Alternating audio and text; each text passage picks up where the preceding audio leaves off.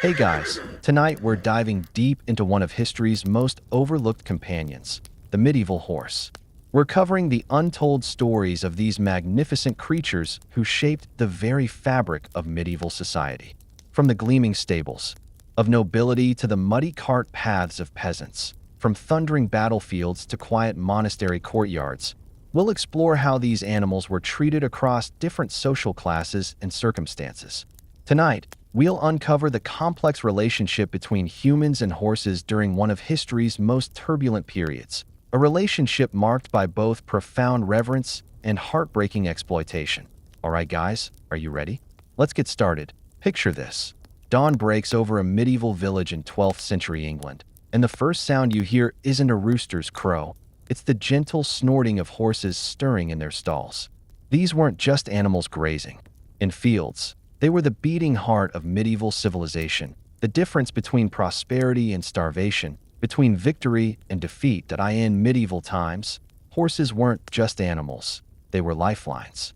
Every aspect of society, from the humblest farm to the grandest castle, revolved around these remarkable creatures.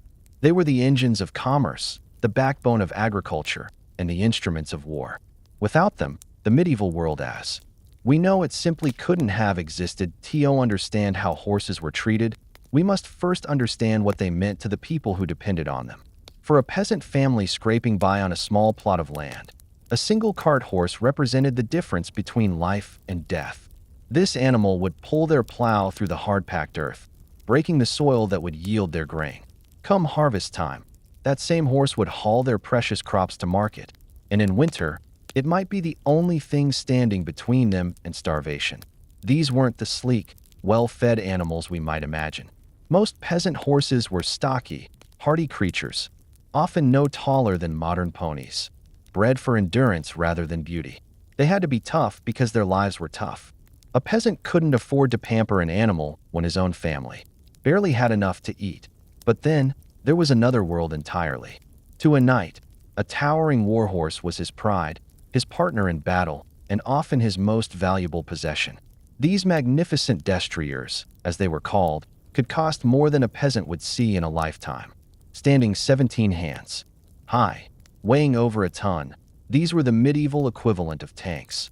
Living, breathing weapons of war that could charge through enemy lines and trample infantry underfoot. The relationship between a knight and his warhorse was unlike anything else in medieval society.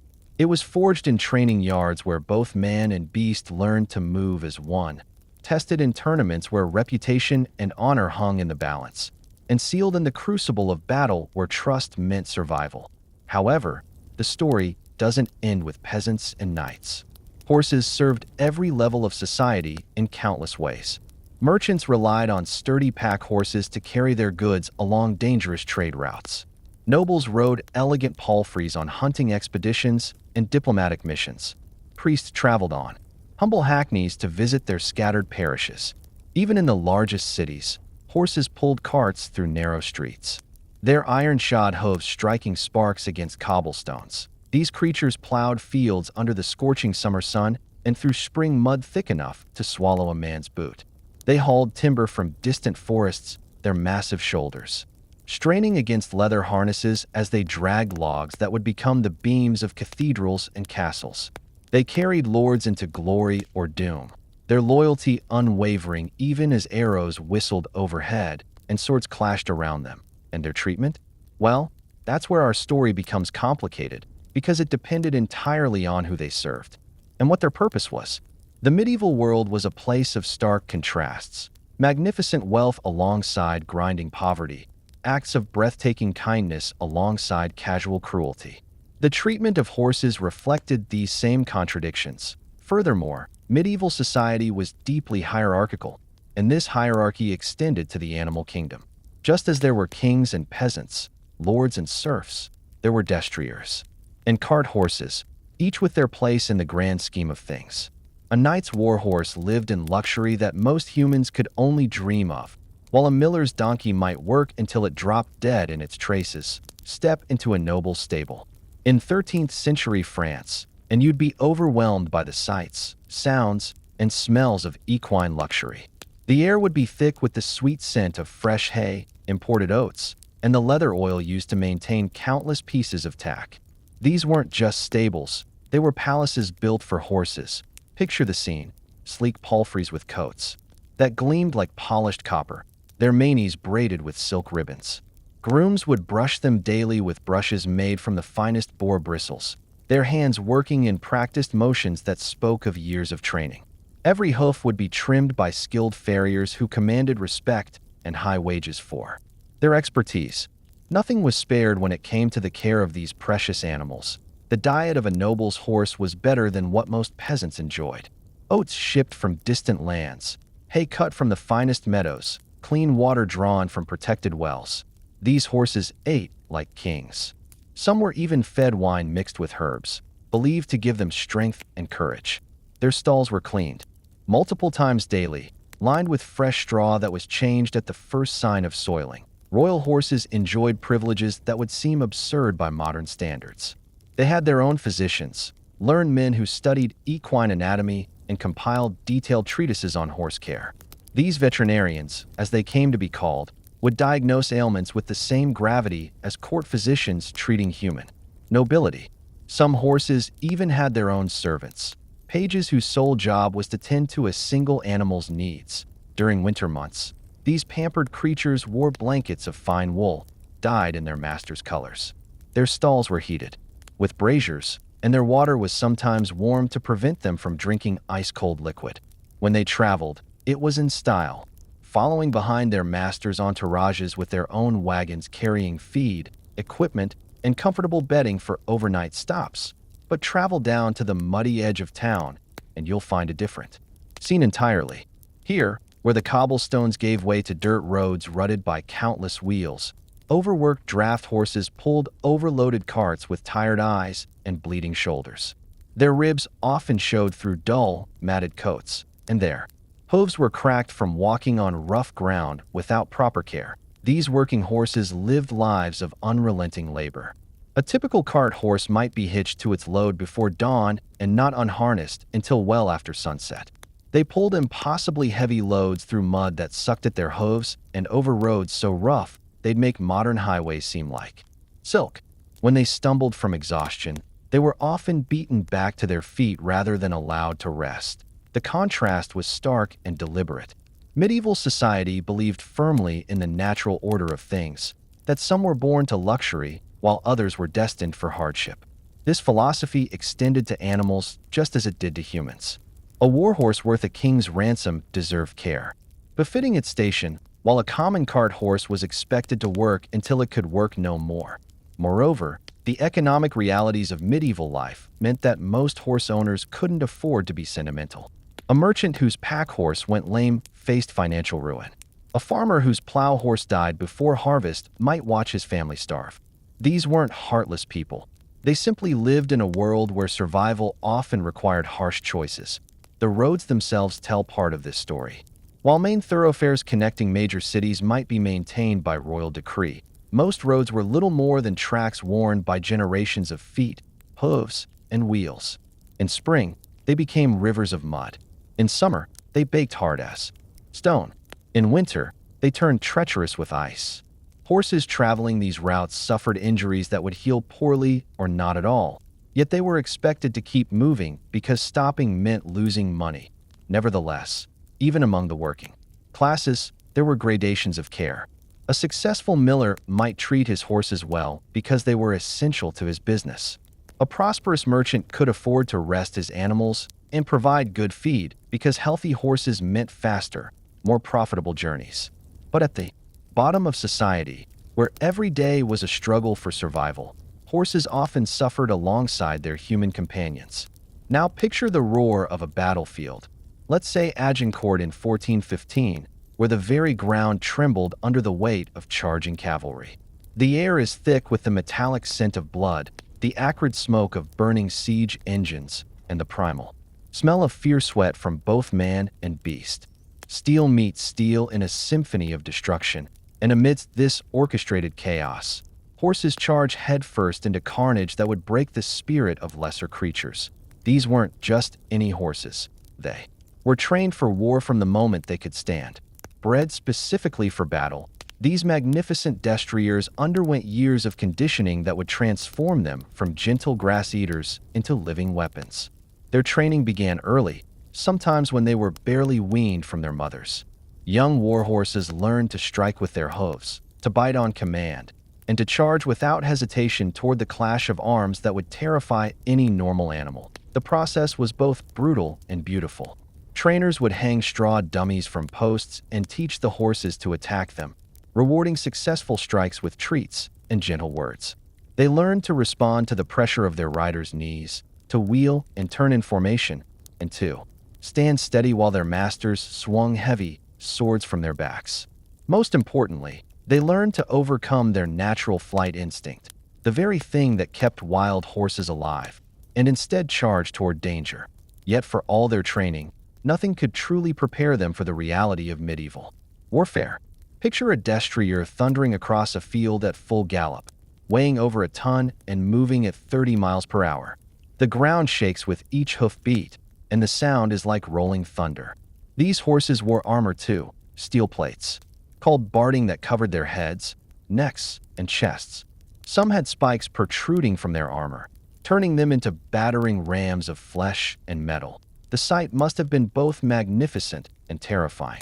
Chronicles from the period describe warhorses as seeming almost supernatural in battle, their eyes wild with adrenaline, their nostrils flaring as they breathed hard in the chaos, their muscles rippling under their armor as they carried their knights through the press of combat. Some horses seemed to develop a taste for battle, becoming fierce and aggressive, while others never quite overcame their fear but fought anyway out of loyalty to their riders. But here's what the romantic tales don't tell you. The casualties were enormous. Medieval battles were slaughterhouses, and horses died in staggering numbers. They were struck down by arrows, speared by infantry, and cut down by enemy cavalry. Some died instantly from well-placed blows, while others suffered lingering deaths from wounds that festered in an age before proper veterinary medicine. The aftermath of a major battle would be littered with the corpses of hundreds, sometimes thousands of horses. The Battle of Toten in 1461 reportedly left so many dead horses on the field that local farmers were still finding bones decades later. These weren't just statistics. Each fallen horse represented years of careful breeding, training, and enormous financial investment. Furthermore, the relationship between knight and warhorse was tested in these moments of ultimate trial. Many knights genuinely loved their mounts and would risk their own lives to save a wounded horse. There are recorded instances of knights dismounting in the middle of battle to help a fallen companion's horse, or refusing to retreat because it would mean abandoning a wounded mount. Some knights even composed poems about their horses, praising their courage and lamenting their deaths. The famous knight William Marshall, who served 5 English kings, was said to have wept openly when his favorite destrier died of old age. Unusual behavior for a man who had killed hundreds in combat. Knights might bless their mounts before battle, making the sign of the cross over their horses' heads and whispering prayers for protection. Some would feed their horses consecrated oats or splash them with holy water, believing it would shield them from harm. These weren't just superstitions. They reflected a genuine emotional bond between warrior and mount. They may have even mourned their loss with the same grief they'd show for fallen comrades. Medieval literature is filled with tales of knights who kept the bones or hair from beloved warhorses, or who commissioned elaborate tombs for particularly distinguished mounts. Yet despite this affection, many horses never came back from the wars that consumed medieval Europe.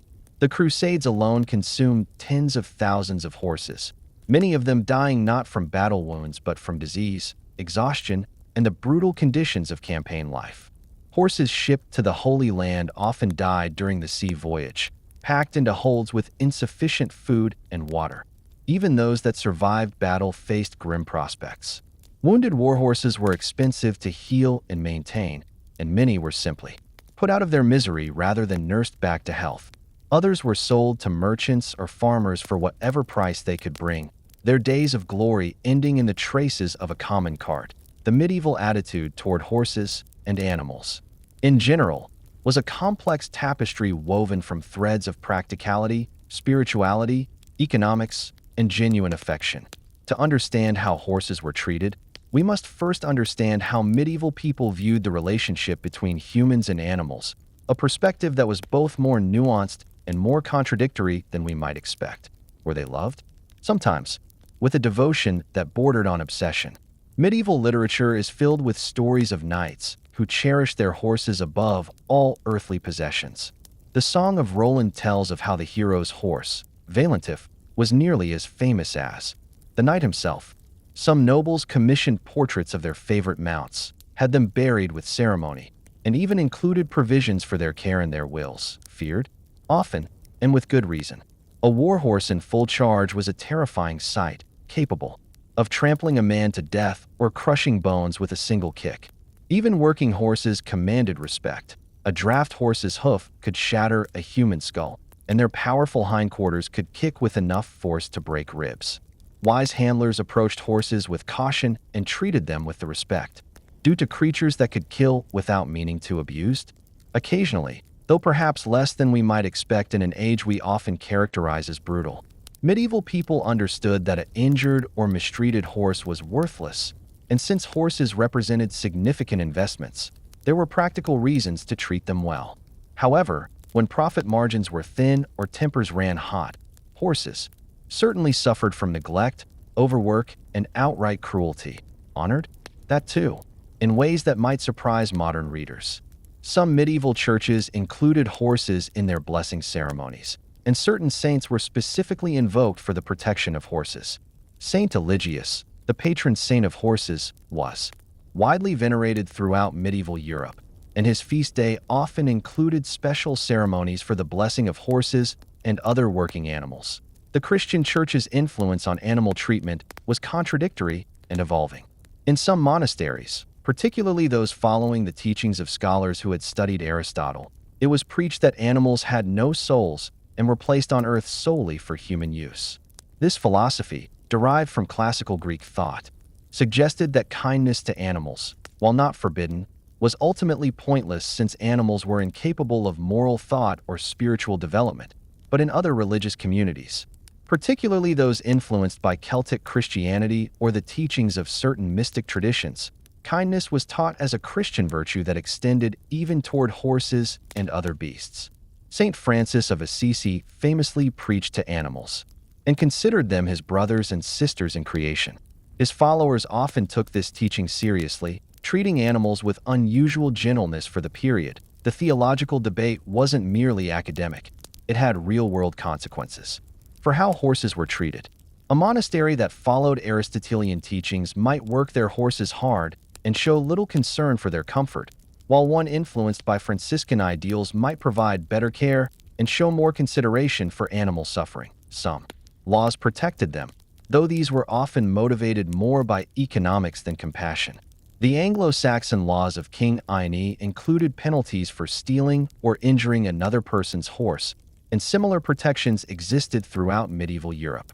However, these laws primarily protected property rights rather than animal welfare. Killing someone else's horse was wrong because it was theft, not because it caused suffering to the animal. Others didn't bother with such protections. In many jurisdictions, what a person did with their own animals was considered entirely their own business. A cruel master might work his horses to death, beat them mercilessly, or starve them through neglect, and face no legal consequences as long as he wasn't interfering with someone else's property. Their fate depended entirely on the heart of the human holding the reins. This was perhaps the most important factor in determining how any individual horse was treated. A kind master might share his own food with a hungry horse, while a cruel one might beat an animal for stumbling on rough ground. Some owners developed genuine bonds with their horses that transcended mere utility. The chronicles tell of merchants who refused profitable offers for beloved pack horses, of knights who personally tended wounded mounts rather than leaving the work to servants, and of farmers who wept when age or injury forced them to put down animals that had worked alongside them for years. Conversely, there were those who viewed horses as nothing more than living tools, to be used up and discarded when they were no longer useful. These owners might drive sick horses until they collapsed, ignore obvious signs of pain or distress, or sell elderly animals to knackers rather than provide them with comfortable retirement. The economic pressures of medieval life meant that even well-intentioned owners sometimes had to make harsh choices. A merchant whose business was failing might be forced to overwork his horses to meet his obligations. A farmer facing a bad harvest might have to choose between feeding his family and feeding his animals. These weren't necessarily cruel people. They were simply trapped by circumstances beyond their control that a medieval horse couldn't speak. But oh, how their bodies told stories that would break your heart if you knew how to read them. Their pain showed in ways both subtle and obvious. In the careful way an old war horse placed its hooves to avoid putting weight on damaged joints. In the dull resignation in the eyes of an overworked cart horse. In the flinch that rippled through a pack animal's hide when a hand moved too quickly toward an old whip mark. The signs were there for those who cared to look. Limps that spoke of poorly set bones, shoulders worn raw from ill-fitting harnesses, backs swayed from carrying too much weight for too many years. Some horses developed what we might now recognize as psychological trauma, becoming head-shy from too many blows or panic-stricken at the sound of raised voices. Others simply seemed to lose their spirit, standing with heads hanging low, their eyes reflecting a weariness that went beyond mere physical exhaustion. Medieval farriers and horse doctors, the precursors to modern veterinarians, developed sophisticated understanding of equine anatomy and disease. Their treatises described treatments for everything from colic to founder, and many of their remedies weren't far removed from modern practice. They knew how to set broken bones, treat infected wounds, and even perform primitive surgery. But their services were expensive and primarily available to the wealthy. For most horses, injury or illness meant either recovery through their own resilience or death. A peasant couldn't afford to call a horse doctor for a lame cart horse any more than he could afford a physician for his own ailments. Instead, folk remedies were passed down through generations. Poultices made from herbs, prayers whispered over sick animals, and traditional treatments that sometimes helped and sometimes made things worse. The lash marks weren't always from deliberate cruelty. In an age where communication between human and animal relied heavily on physical cues, whips and spurs were considered necessary tools rather than instruments of torture. But the line between correction and abuse was often crossed, sometimes from anger, sometimes from ignorance, and sometimes from the desperate frustration of people pushed beyond their limits. Some horses bore scars that told stories of specific incidents. The jagged mark left by a sword during battle, the rope burns from struggling against inadequate restraints, the brand marks that identified ownership but also spoke of the pain inflicted to create them. Others showed the cumulative damage of years of hard use. Worn teeth from poor quality feed, arthritic joints from working on hard surfaces, chronic respiratory problems from dusty stabling. The broken spirits were perhaps the saddest sight of all. Horses are naturally spirited, curious animals, but years of harsh treatment could crush that natural enthusiasm. Some horses became mechanically obedient, responding to commands without enthusiasm or initiative. Others developed learned helplessness, standing passively even when they could have escaped or resisted. Yet despite everything they endured, these remarkable creatures continued to serve. They pulled plows through fields even when their hooves were cracked and bleeding. They carried knights into battle even when arrows whistled around their ears. They hauled carts through mud and snow even when their shoulders were raw from poorly fitted harnesses. And yet, they still served with a loyalty that spoke to something deeper than mere training or fear. Horses that could have easily killed their abusive handlers instead continued to work. Animals that could have run away when left unguarded instead waited patiently for their owner's return. There are countless stories of horses that saved their riders' lives, carried wounded men to safety, or stood guard over fallen masters. They still carried the hopes and dreams of the people who depended on them. The young knight's ambitions rode on his destrier's back. The merchant's fortune traveled in his pack horse's burden. The farmer's survival depended on his plow horse's strength. These animals bore not just physical loads but the weight of human aspirations, fears, and needs, because they had no choice. Or did they? Modern animal behaviorists might argue that horses, like many domesticated animals, developed a form of Stockholm Syndrome, bonding with their captors out of psychological necessity. But medieval people saw something different in their horses' loyalty. They saw nobility, courage, and a kind of honor that reflected the best qualities humans aspired to possess. The truth probably lies somewhere between these interpretations. Horses served because they were bred to serve, trained to serve, and had known no other life. But within those constraints, many developed genuine bonds with their human companions, relationships that transcended the simple master-servant dynamic. So, were medieval horses treated well? The question seems simple, but after walking through centuries of stables, battlefields, and country roads, the answer reveals itself to be as complex as the medieval world itself, sometimes with reverence that bordered on worship. The finest warhorses lived lives of luxury that most humans could only dream of. They were groomed by skilled hands, fed the finest foods, and honored in song and story.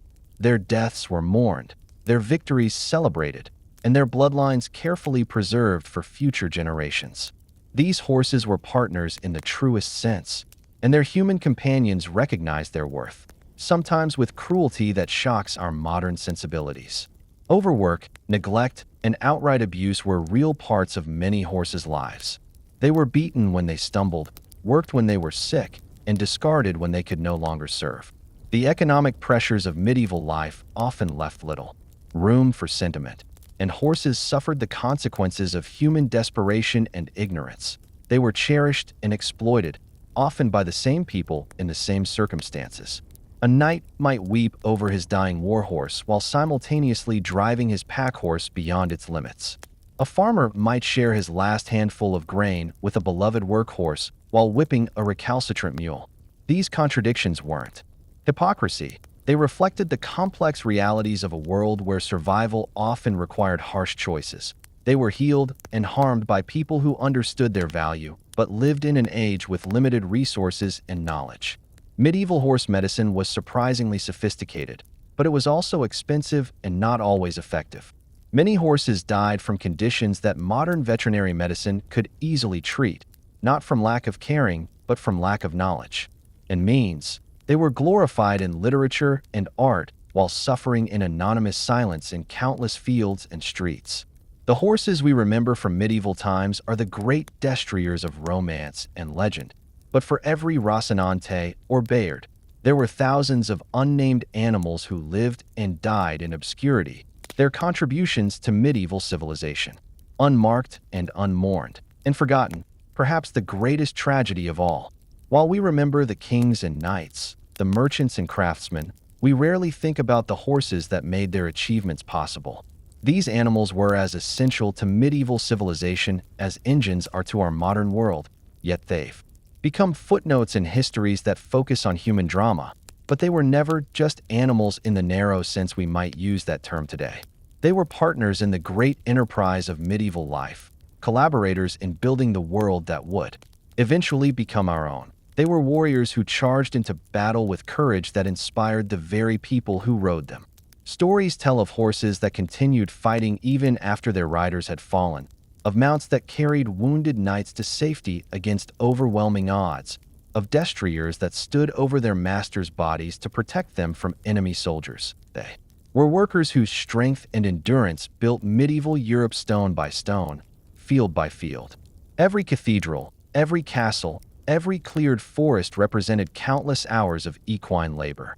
The roads that connected medieval towns were worn smooth by millions of hooves, and the fields that fed medieval populations were plowed by horses who worked from dawn to dusk. They were survivors who adapted to a world that was often harsh and unforgiving, finding ways to live and even thrive in conditions that would challenge any creature.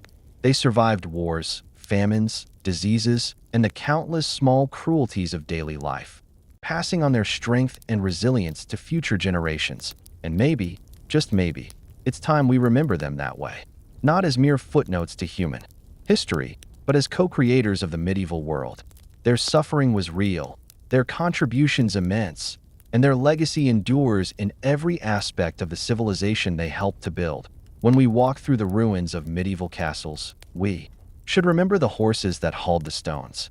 When we read tales of knightly valor, we should think of the destriers that made such courage possible. When we admire medieval art and architecture, We should consider the pack animals that carried materials across continents. They deserve to be remembered not just as victims or tools, but as individuals who lived, suffered, loved, and died in service to a dream of civilization that was bigger than any one species could achieve alone. In remembering them properly, we honor not just their sacrifice, but the complex, often contradictory, always fascinating world they helped to create. The medieval horse is gone now, replaced by tractors and trucks, but their legacy lives on in every aspect of our modern world. They were the foundation upon which medieval civilization was built, and their story, both tragic and triumphant, deserves to be told.